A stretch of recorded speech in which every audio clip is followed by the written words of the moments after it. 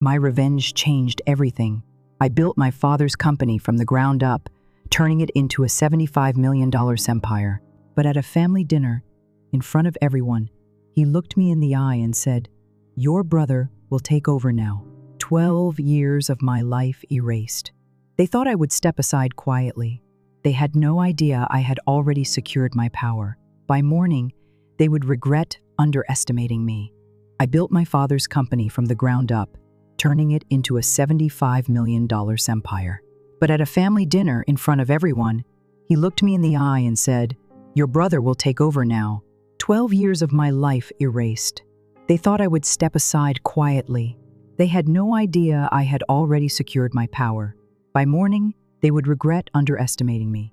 I had spent 12 years pouring my soul into Harper & Company. When my father started it, it was nothing more than a struggling regional logistics firm, barely scraping by, one bad quarter away from collapsing. I watched him fight for every contract, every deal, sacrificing vacations, holidays, even sleep to keep it afloat. He built it, yes, but I saved it. When I was 24 years old, fresh out of business school, I had to fight for my place. My father didn't believe I was ready, but after months of proving myself, working from the bottom up, he finally let me in. And in those 12 years, I didn't just keep the company running, I transformed it. I modernized operations, expanded into new markets, secured contracts that made us a leader in the industry, and yet, none of that mattered. That night, as I sat at the long mahogany dining table in my parents' estate, surrounded by family, executives, and longtime business partners, I genuinely thought for just a moment this was a celebration of my success. My father had invited everyone who mattered. There was laughter, the clinking of silverware, the low hum of conversation. It felt like the kind of night where something important was going to happen. I just didn't know it would be the night I was erased. My father stood up, raising his glass, a proud smile on his face. I felt my breath catch in my throat, anticipation building. Then he placed a hand on my younger brother Ethan's shoulder and said the words that would change everything. "My son will be taking over the company." I couldn't breathe. For a split second, I thought I had misheard him, but no, the words were real. I felt a sharp, cold weight settle in my chest. My stomach tightened, but I didn't move. I didn't react. Years of practice kept my face composed, my emotions locked away where no one could see them. I had been trained since childhood not to show weakness. Around the table, murmurs of approval rippled. Someone clapped. People raised their glasses, nodding in agreement. The congratulations weren't directed at me. They were directed at Ethan. Ethan, who had never spent more than 6 months at any job. Ethan, who had failed at every business venture my father had funded. Ethan, who had never worked a single day at Harper & Company. And yet, here he was, being handed everything I had built. Across the table, my mother's eyes flickered toward me. There was something there, hesitation, maybe even sympathy, but she quickly looked away. She wouldn't interfere. She never did. I reached for my wine glass, steadying my hand before lifting it. My voice was smooth, controlled. To Ethan. A cheer went up. Glasses clinked, smiles all around. And Ethan, he met my gaze with something close to a smirk. That was the moment I knew. This wasn't just my father's decision. Ethan had been waiting for this. He had positioned himself, played the role of the dutiful son who had finally found his purpose. And my father, ever the traditionalist, had seen no flaw in it. Because a son inherits the empire. A daughter? A daughter is just temporary. They had underestimated me. The rest of the night blurred. I nodded when I needed to, smiled at the right moments. But inside, my mind was already calculating, moving, preparing. They thought they had me cornered. They thought I would accept this and fade into the background, just like I had been taught to do my entire life. They thought wrong. I barely slept that night. Instead, I sat in my home office, the glow of my laptop illuminating the quiet rage simmering beneath my skin. 12 years. 12 years of sacrifices, late nights, missed birthdays, and endless strategy meetings. I had given up relationships, friendships, everything to build this company into what it was today. And now they expected me to just step aside? No, they had no idea what I had done in those 12 years. My father had been focused on public appearances. Ethan had been failing at business after business. But I had been securing something far more valuable: control. At 3:00 a.m., I opened my files, scrolling through years of contracts, shareholder agreements, executive decisions. Every document my father had signed, every percentage of stock that had shifted hands. He had made a critical mistake years ago. He had underestimated me back then, too. Because the truth was, while my father still saw himself as the sole ruler of Harper & Company, the legal paperwork told a different story. I clicked on a file labeled Executive Shareholder Agreement. My father wasn't the majority shareholder anymore. I was. They had assumed I would accept my fate, that I would walk into the office the next day, quietly clean out my desk, and let Ethan take what was mine. Instead, I was about to walk into a battlefield, and by morning, they would learn exactly what that meant. I barely slept that night. Every time I closed my eyes, I could still hear my father's voice echoing in my head. "Your brother will take over now." Those words had unraveled 12 years of my life's work in an instant. The years of sacrifice, the late nights, the decisions that had built this company into an empire, none of it mattered. Not to him, not to them. But I wasn't a child anymore, waiting for approval that would never come. They had made a mistake. They had assumed I was powerless, that I would accept their decision, smile politely, and walk away. They had no idea that by sunrise, I would be holding all the power. At 3:00 a.m., I was in my home office, my laptop glowing in the dim light. My hands moved swiftly over the keyboard, pulling up the files that would change everything.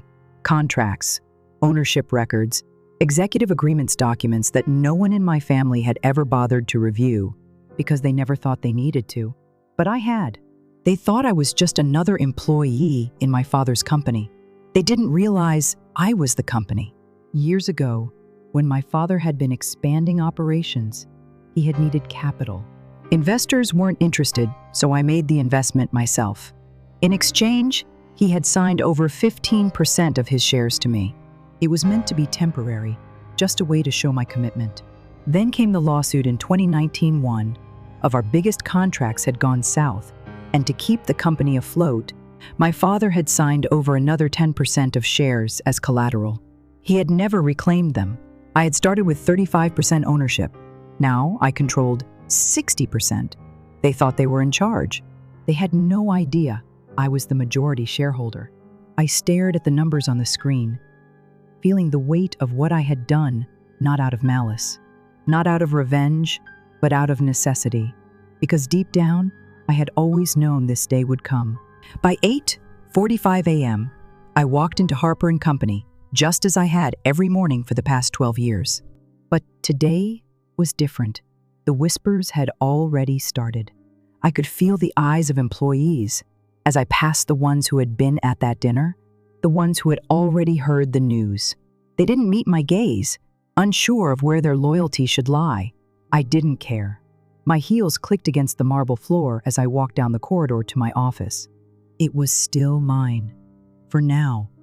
I shut the door behind me and sat at my desk, turning on my computer. The large screen filled with files and financial records. The proof of my power. I had exactly 15 minutes before my father and Ethan would walk through that door, expecting to take everything from me. At 9:00 a.m. sharp, there was a knock. I didn't answer. The door swung open. My father entered first, his posture confident, his expression unreadable.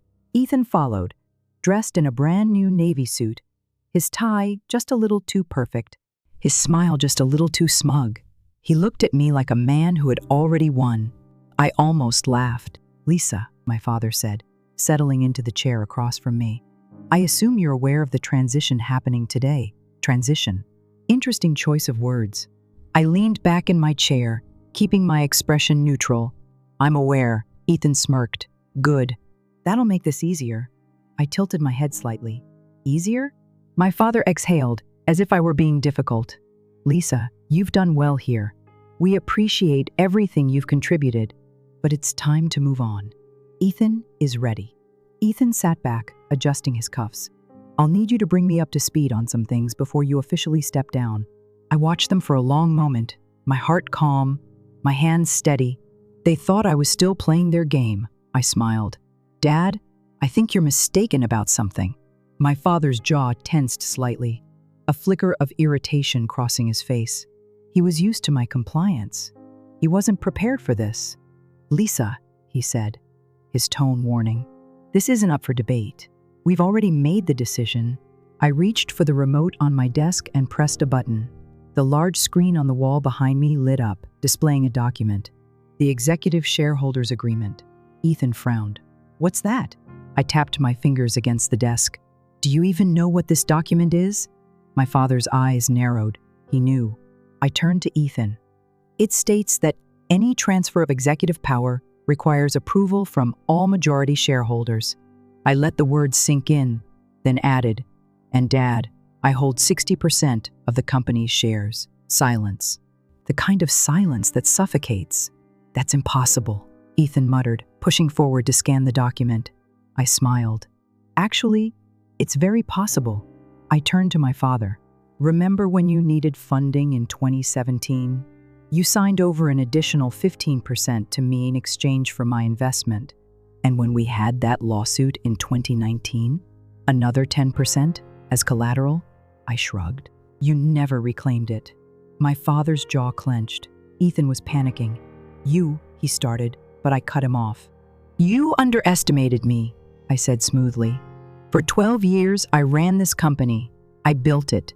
While you, Ethan, were failing at every venture you touched. And Dad, while you were busy playing the role of patriarch, I was making sure no one could ever take this company away from me. Ethan's face twisted in anger. You have to be bluffing. I pulled out a second document. This is the most recent legal filing with the state. Want to verify? Ethan snatched the paper, scanning it frantically. His face paled with every second. You can't do this, he stammered. He turned to our father, desperate. Dad, tell her she can't do this. But my father said nothing, because he knew I had legally outmaneuvered them. I stood up, smoothing my blazer. I'm not firing you, Ethan, I said. I wouldn't want to force you into the real job market, I smiled, but you will report to me, and you will work under my leadership. Or my gaze flicked to the door, you're free to leave. Ethan turned to our father, eyes pleading. But for the first time in his life, our father had no answer, because this wasn't his company anymore. It was mine. Ethan's hand tightened around the paper, his knuckles white. His entire life, he had been given things second chances, funding for failed businesses, a golden seat at the table, and for the first time, he was being told no. I watched as realization set in. This wasn't some minor setback. This wasn't a fight he could win with charm and empty promises. I had already won. My father sat stiffly in his chair, his face unreadable, but I could see the calculations behind his eyes.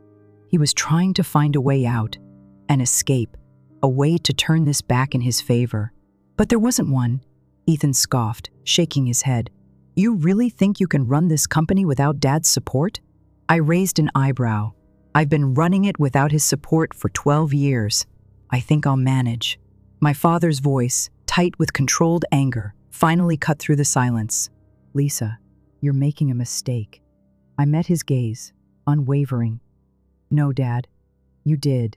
You assumed I was temporary. You thought I'd always be the daughter who worked hard but never asked for credit. You made a choice. And now, you have to live with it. Ethan slammed his hands on my desk, leaning forward. You think this is over? You think the board will side with you? I smiled. I don't think, Ethan. I know, because while they had been celebrating my removal, assuming their plan was foolproof, I had been securing not just control, but loyalty. And they were about to find out just how deep my influence ran. By noon, the whisper campaign had started. I wasn't surprised. That's what men like my father and Ethan did, they whispered. They manipulated. They pulled favors and made quiet phone calls behind closed doors. By the time I stepped into the boardroom for our emergency meeting, I already knew what they were trying to do. I had heard the rumors that I was too young, too inexperienced, too aggressive, that my father's leadership had been the glue holding this company together, and without him, we would crumble. It was pathetic. They were trying to frame my success as a liability. The boardroom was tension-filled when I arrived. Some members avoided my eyes. Others watched me too closely, trying to gauge how I would react. They were waiting for me to slip. I didn't. I took my seat at the head of the table. My seat.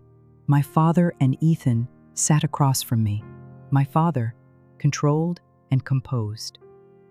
Ethan, still fuming, shifting in his chair, his jaw tight with barely contained frustration.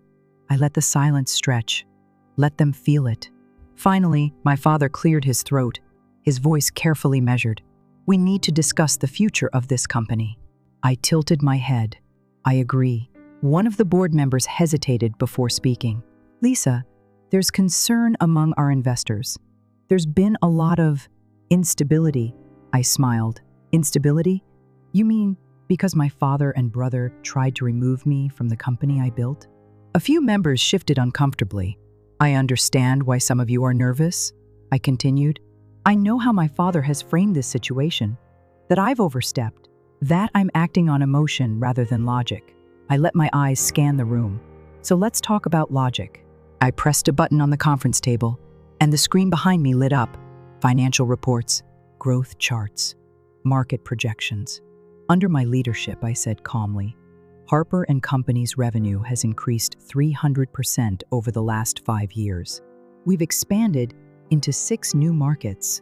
Our technology integration has given us a competitive advantage no other firm in the industry has. I looked directly at the CFO. Do we have any financial indicators that suggest this company is in trouble? The CFO hesitated, then shook his head. No. In fact, projections suggest another 20% growth in the next quarter. I nodded. Then let's be honest about what's happening here. I leaned forward slightly, my voice steady. My father and brother aren't upset because the company is struggling. They aren't upset because I've made bad decisions. They're upset because I didn't step aside when I was told to. Silence. I turned my gaze to my father. Tell me, Dad, if Ethan is the best choice for CEO, can you show me a single successful business venture he's had in the last 10 years? His jaw tightened, but he said nothing. I looked at the board. I'll wait. No one spoke. I turned back to Ethan. How about you? Can you explain to the board what your 5-year strategy is? How you plan to maintain our current growth trajectory? Ethan shifted in his seat. This isn't about I cut him off. No, Ethan, it is, because if we were any other company, and this was any other situation, the board would be asking these exact questions. But because this is about family, you expected them to let you skip the part where you prove yourself. More silence. And then, I dropped the final bomb. I also know that some of you have been contacted in the last 24 hours, offered incentives to push for my resignation. I tilted my head slightly. If anyone would like to disclose those conversations now, this is your chance. More shifting. Avoided eye contact. Then, after a long pause, one of the senior executives cleared his throat. I received a call, he admitted, from your father. He said he was considering making an official appeal to the board. I nodded. And did he offer anything in return for your support? The executive hesitated. Then, finally, a slow nod. There it was. I turned back to my father. You built this company, Dad. I won't discredit that. But I took it further than you ever could. And I will not allow you to manipulate it from the outside. My voice dropped slightly, calm, but unmistakably firm. If you want to fight, I said, you'll get one. The tension in the room was suffocating. I stood, gathering my papers. If anyone here believes my father and brother deserve control, now is the time to make your move. I looked around the room. No one spoke. No one moved. Good. I turned and walked out, my head held high. This wasn't just about keeping my company. This was about making sure they never thought they could take it from me again. As I walked out of that boardroom, I knew I had won the battle. But the war? That was just beginning. My father and Ethan weren't the kind of men who accepted defeat easily. They were raised to believe that power belonged to them by birthright, not by merit. They weren't going to walk away. They were going to fight. I expected retaliation, but I underestimated how low they would go. It started small whispers in the industry, carefully placed doubts in the ears of investors. Is Lisa really ready for this? Wasn't she just supposed to be a placeholder? Can she lead without her father's guidance? Then came the media leaks. By the next morning, headlines were everywhere. Harper & Company faces leadership crisis as CEO power struggle. Unfolds family feud. Threatens stability of industry giant. The press had twisted the narrative, painting my father as the respected founder, forced into retirement by his ruthless daughter. Ethan was cast as the rightful heir, wrongfully denied his chance to lead. And me? I was the villain, the ungrateful daughter who betrayed her own family. It was calculated. It was effective. And I wasn't going to let it stand. I didn't release a statement. I didn't call a press conference.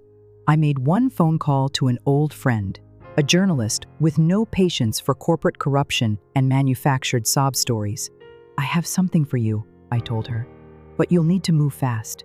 An hour later, I sent over documents, emails, financial reports, internal records, proof that Harper & Company, under my father's leadership, had engaged in questionable business practices.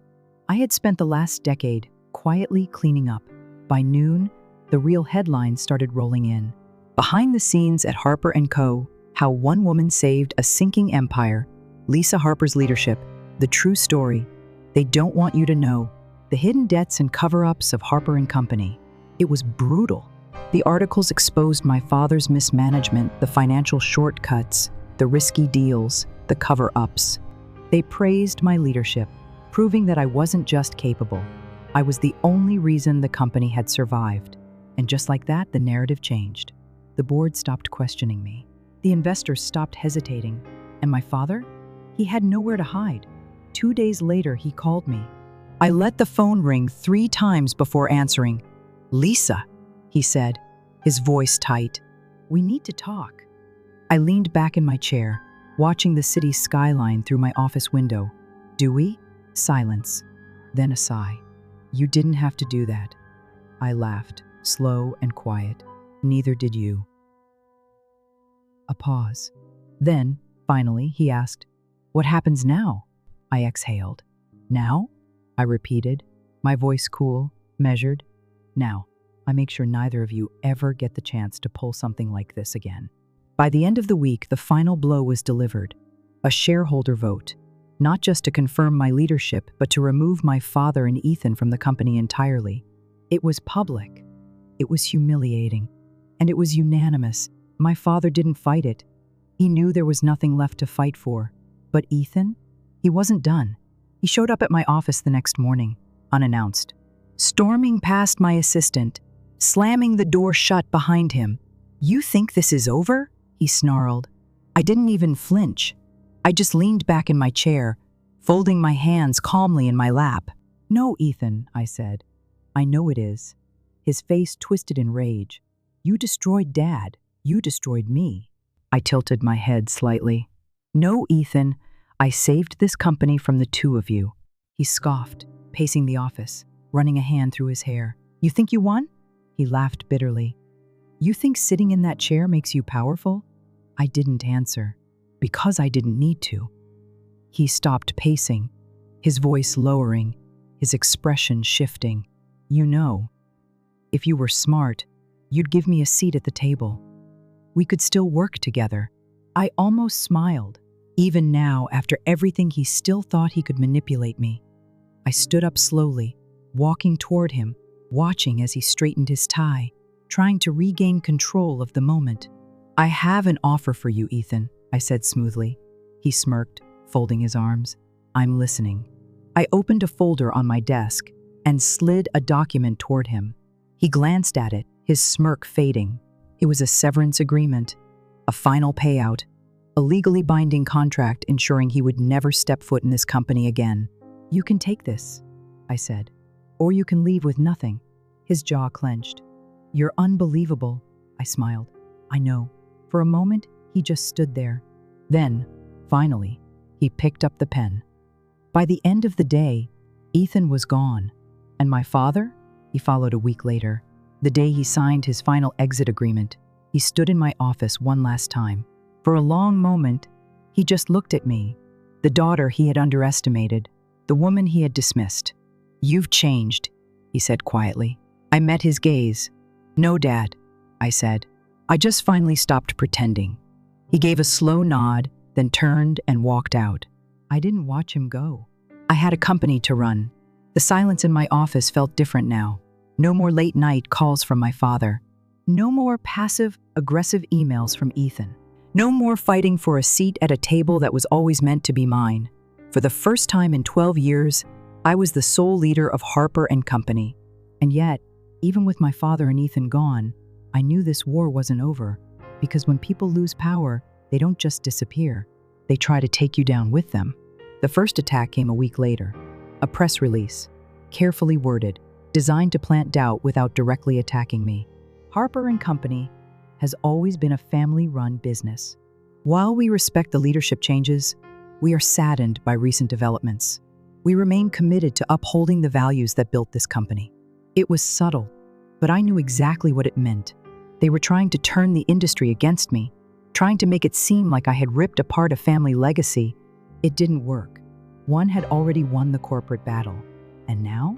I was going to end the war for good. I didn't react publicly. Instead, I focused on making Harper & Company untouchable. I restructured the leadership team, removing anyone who had aligned themselves with my father and Ethan. Loyalty wasn't enough anymore. I wanted the best minds in the industry, people who knew that success was about results, not last names. Then, I closed the deal of a lifetime. A partnership that expanded Harper & Company internationally, securing our place as the dominant force in the market. The kind of deal my father had always been too cautious to make. By the end of the quarter, our revenue had increased another 30%. And suddenly, the whispers stopped, because money speaks louder than rumors. Then, one evening, just as I was leaving the office, my phone rang. I almost ignored it. Then I saw the name, Ethan. I let it ring 3 times before answering. "What do you want?" My voice was calm, cold, a long pause. Then a laugh, soft, almost amused. "You really did it, huh?" I didn't respond. "You won," he continued. "Dad's retired. I'm out of the company. You got everything you wanted." I leaned against my desk. "Did I?" Another pause. Then a sigh. "You know, Lisa, you don't have to do this alone. We could still," I laughed, shaking my head. "Ethan, stop. Just stop." He fell silent. "This isn't one of your failed startups," I said. "This isn't a game you can talk your way back into. You lost. And you don't get to come back when it's convenient for you." His voice dropped lower. "It's just business, Lisa." I exhaled slowly. "That's the difference between us, Ethan. To you, it was always just business. To me, it was survival." I hung up. And just like that, Ethan was gone for good. A few months later, I met my father for dinner. Not because I needed his approval, but because I wanted to see if he had finally accepted reality. He looked older. The weight of defeat hung on his shoulders. "I read about the international expansion," he said over his drink. "Smart move." I smirked slightly. "I know."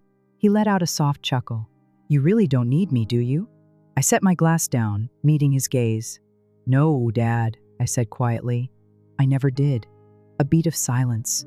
Then he nodded, as if finally understanding. "You've changed," he said, repeating the words he had spoken in my office that day. I shook my head. "No, I just stopped waiting for you to see me."